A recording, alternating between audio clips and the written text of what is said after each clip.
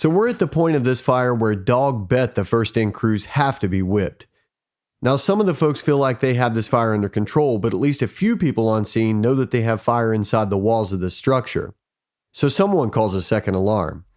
Nicole, you write that John Carroll, a captain, entered the smoke and heat-filled theater and headed to the balcony.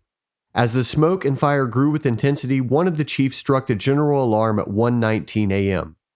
So these guys have been going hard, no respiratory protection, no rehab for roughly 40 minutes. The fire's grown exponentially since the first alarm. After the general alarm is struck, over 100 men, 5 engines, 3 ladders, and Squad A, with additional response from West Bridgewater, Abington, and Stoughton, all these men, all these places were actively providing firefighting efforts alongside Brockton FD and backfilling stations. At probably its greatest point of development, the fire has flames breaking through the roof of the Strand while firemen are still inside. Ironically, the only people going between the inside and outside seem to be the reporter and the photographer. There was truly no communication between the inside and outside divisions. Well, you have to realize at the time there were no portable radios such as we have today. So communication at that time was people hollering at each other or sending a runner to give a piece of information or whatever.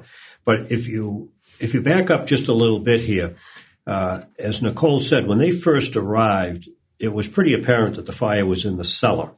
And that was the subject of an investigation, actually where the fire started. And I think we can determine that from all accounts that we're aware of, that it did start in the cellar. But it then spread from the cellar, and it spread up the walls. And obviously the air conditioning or air ducts that were located in the walls. So the fire was rapidly extending from the basement upwards in the walls, and it was heading for the roof and the area that was above the ceiling and below the roof. We would call that today the cockloft area.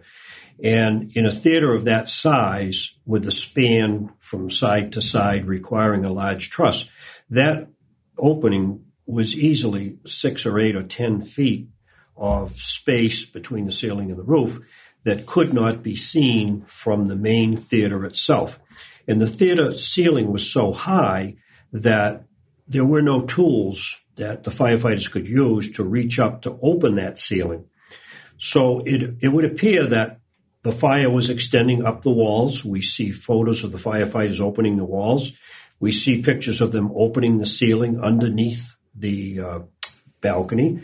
So just visualize the fire is traveling up that west wall and the south wall, and ironically, that's the area where we're going to get into now. So the fire is not only going vertical up the walls, but it's also spreading horizontally in the ceiling of the balcony.